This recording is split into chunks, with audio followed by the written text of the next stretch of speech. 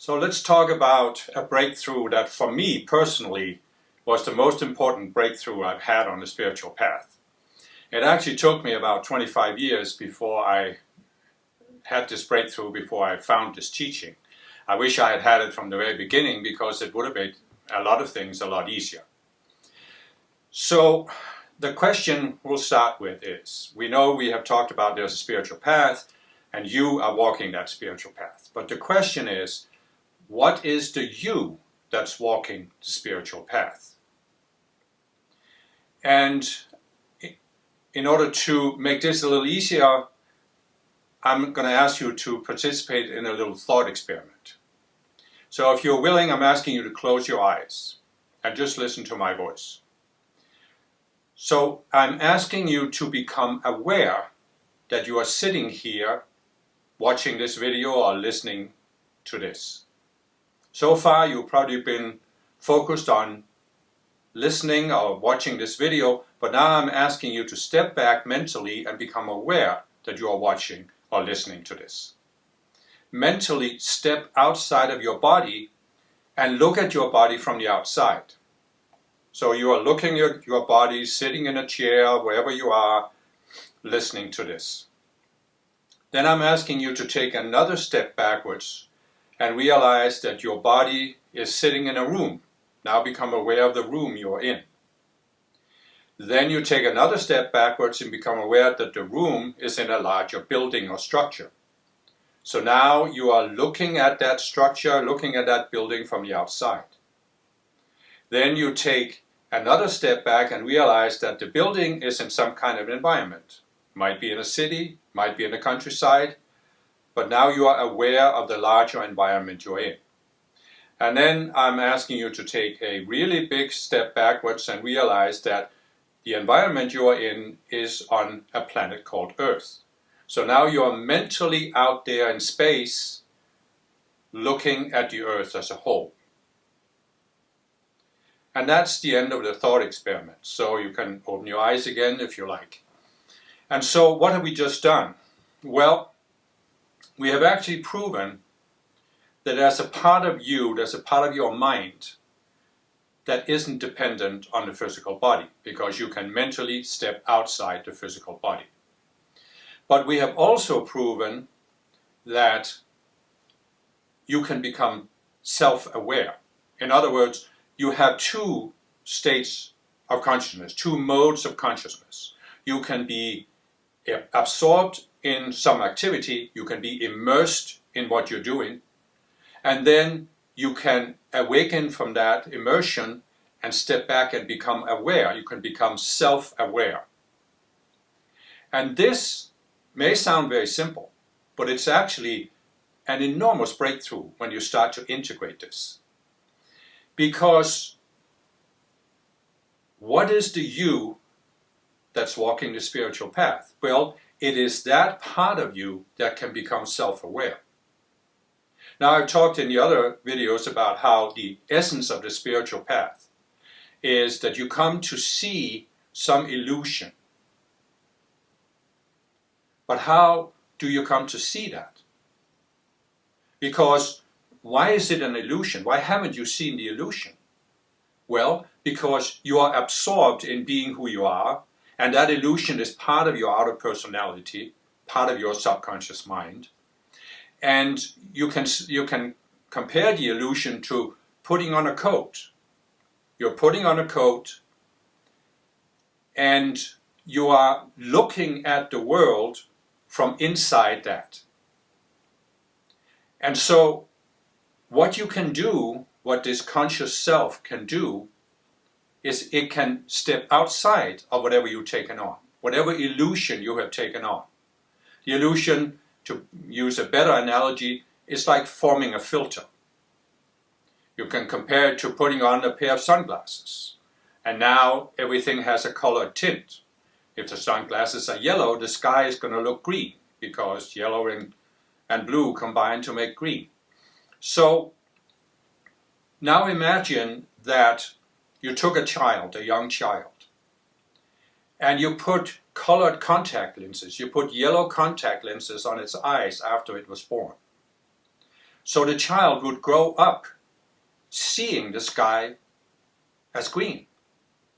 It would have no frame of reference that the sky actually has another color, unless it hears other people talk about the sky being blue today. But this child would think, because that's all it has seen, that the sky really is green.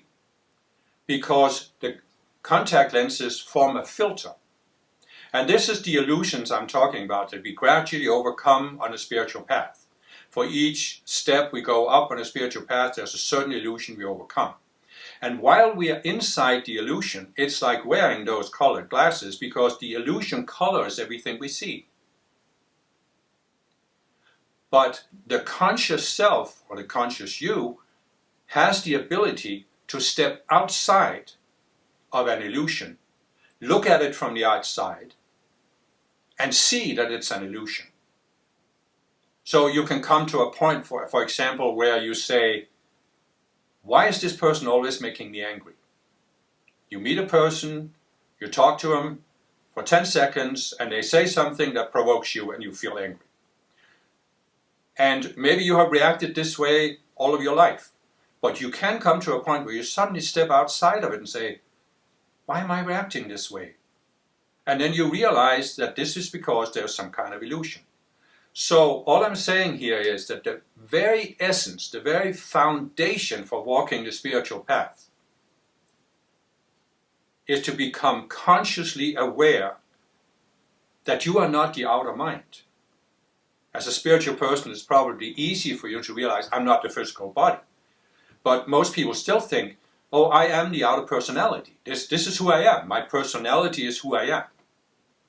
But your outer personality is made up of a lot of these reactionary patterns that are based on an illusion. You may have a tendency to react with anger, but you are not an angry person. There's a part of your outer personality that reacts with anger, but that's a reactionary pattern. And if you, the essence of who you are, can step outside of that reactionary pattern, look at it from the outside, then you can say, do I want to react this way? Do I want to always have these reactionary patterns? And if the answer is yes, then okay, go on with it. I can't help you then. But if the answer is no, then you can start looking for the illusion behind it, and when you see that it is an illusion, you can let it go. You can resolve it. I'll talk more about that in a later video, how we do this. But for now, the important breakthrough is to realize there is a part of you that has the ability to become self-aware. I call it the conscious self. But for most people, the conscious self is not conscious of itself. It's conscious because you're experiencing everything that's happening to you, but the conscious self is not conscious of itself.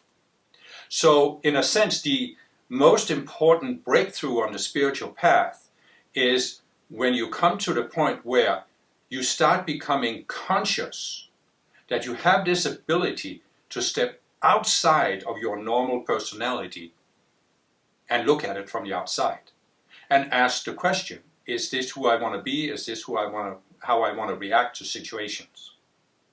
We can compare this to an actor. You have a theater, and outside the stage is this room, the dressing room where the actors get dressed. So they go in there, they put on makeup, they put on a wig, they might put on false teeth, they put on the clothes, and then they go on stage, and now they're playing a part. And in most theaters, that part is predefined. There's a script.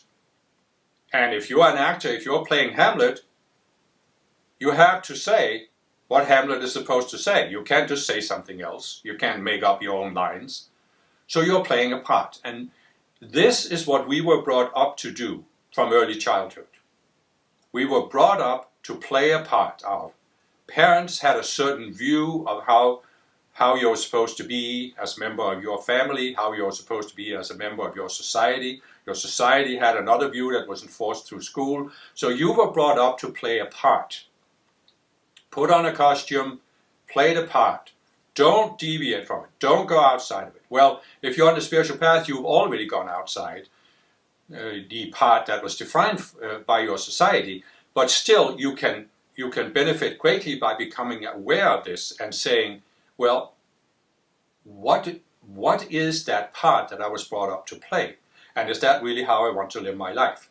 And this is not something you can do all at once. That's why I've said all along that the spiritual path is a process, because we have a need to have a certain sense of identity, a certain sense of continuity of who we are. And we can't shift too quickly.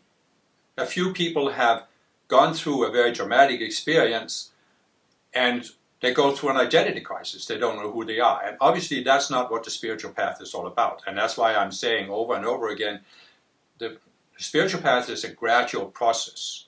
You take one step at a time. It's like walking up one of these spiral staircases you have, for example, inside a lighthouse. You are walking up the spiral staircase and you take one step at a time.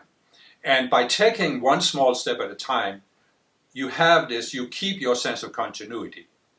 You might, as I said in one of my earlier videos, I look at my state of consciousness when I was 18 and today, and it's a world of difference. And it has changed dramatically. But it has happened one step at a time. If I had shifted from where I was when I was 18 to where I am today, I would have gone crazy. I wouldn't have known who I was. I would have had no sense of continuity. But because it happened gradually over so many years, I've kept my sense of continuity. I've been able to deal with it and still function in a normal life. So this is important. And what gives you that ability to question the role you were brought up to play is that the conscious self can step outside of your outer personality.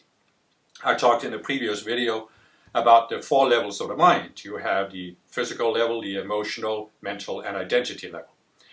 And those levels, emotional, mental, identity, that's where your personality, your outer personality, is defined. Because the purpose of these 3 higher levels of the mind is actually to interact with the material world. And in order to interact, you have to have a certain personality, and there's nothing wrong with that. But what also happens is that we come to take on these elements of our personality that are these reactionary patterns, because we are reacting to something in the world instead of deciding how we want to react. And so the outer personality is the role we were brought up to play. And it's by questioning that role, by getting rid of some of these reactionary patterns that predefine how we respond to the world, that's how we grow on the spiritual path. We come higher and higher. And it's really enormously powerful to realize that I am more than the outer personality. Because one of the challenges for me on the spiritual path when I was new to the path, the first, say, 20, 25 years on the path, was I came to see something in myself, but is this part of who I am? Is this my personality? Who am I as a person? And it was only when I came to this realization that it's all just outer personality. It doesn't mean there's anything wrong with it. Some of these elements you might want to keep, but what I realized is that some of this outer personality is what forces me into these reactionary patterns. And those I didn't want to keep. I wanted to be free and independent. And the only way to do this is to realize I'm more than this outer personality, because otherwise you can't give it up. You can't question it. And this is very powerful because all of a sudden you realize that there's no problem to solve here. The outer personality often has this idea that there's something you have to do. You have to be a certain way. Your life has to be a certain way. And if you are not fulfilling that, then there's something missing. Then there's something wrong. But what you can do is you can come to look at this and say, why do I feel this way? Is this just some element of my outer personality? And then you can realize, but I don't have to solve this problem. I don't have to live this way. I can let it go. And letting go is an enormously important ability on the spiritual path. I came many years ago, I had this intuitive insight that when it comes to graduating from schoolroom earth and moving on into the spiritual realm, it's not a matter of holding on to things from earth. No matter how much I hold on to on earth, that's not what's going to get me into the spiritual realm. It's actually about letting go of things on earth, because why do I have these attachments to anything on earth? Because I still want to be here, I still want to experience something. But if I want to leave earth, I have to let go of all these attachments to anything on earth. Now, I know this sounds a little bit abstract, but I'll talk more about it in coming videos, how you can discover these elements of the outer personality and let them go. But I want to talk about something else here also, because I said, what's the you that's walking the path? And the you that's making progress on the path is the conscious self, the conscious you, because it's what can become self-aware. But there's another part of your outer personality that's also walking the path with you, and that's what we generally call the ego. I'll talk more about ego in the future, because there's a lot more to say about it. It's not quite as simple of a topic. But for now, let's just say you have an ego that's resisting your progress on the path. So you, the conscious you, is walking the path up this spiral staircase. But you are dragging the ego along with you as a dead weight. And the more you can let go of these reactionary patterns, the lighter the weight becomes, the easier it becomes to walk up the staircase. But the ego isn't just a dead weight, it isn't just passive. It will actually adapt, because the ego wants to keep control over you. And it actually wants to prevent you from being self-aware. It wants to prevent the conscious you from becoming aware of itself, becoming conscious of itself. And how does it do this? It's always pulling you into something. Here's something you have to react to, here's something you have to do. And the spiritual path can actually become a tool for the ego to distract you from becoming self-aware. I experienced that myself when I first found the path. In my first spiritual movement, it was all about meditating and taking these courses and reaching higher levels in the organization. In the second spiritual organization I was in, it was about transmuting negative energy by invoking spiritual light, which we did through these chants or decrees. And it was about doing this, but it wasn't just about our own personal growth, it was also about changing the world by transforming the negative energy in the world. And so this was an outer focus on doing something for the world. And I very much responded to that. I've had a great need to feel I was doing something worthwhile to change the world. But it became a distraction for me. And actually back in the early 1990s, I suddenly realized one day that I had been so focused on saving the world that I hadn't paid attention to myself, to changing myself. And I actually went into therapy for a while, and it helped me greatly to look at some things. But I've, in a sense, been in therapy ever since, in the sense that I've been looking at myself and my reactionary patterns. And what I've become aware of is that as we find a spiritual teaching, enter a spiritual movement, we are educating our ego in spiritual concepts. And the ego is like a chameleon. As I said in the previous talk, the ego would prefer that we never found the spiritual path. But if it can't stop us from doing that, it will try to use the spiritual teaching to distract us from becoming self-aware. It'll try to pull us into thinking, oh, I have to meditate because I have to reach a higher level of consciousness. And I just have to do this outer thing and study the teachings and take these classes, and then I'll automatically be there. Because the ego is actually the one that says there's the outer path, the automatic path. Just do these outer things, then you'll reach the goal. But again, how are you going to reach a higher level of consciousness if you don't look at your own state of mind, if you don't look into your own mind? So the ego will try to use a spiritual teaching to say, you can reach your goal, whatever the goal the teaching defines, you can reach it without looking at yourself, without becoming aware of yourself. The conscious self doesn't have to become self-conscious. you can still reach your goal. So in the first spiritual movement, it was cosmic consciousness. When you meditate, it resolves these deep stresses in your subconscious mind, and when you have resolved them all, poof, you are in cosmic consciousness. The second spiritual movement, you have karma, you have misqualified energy in your the subconscious parts of your mind.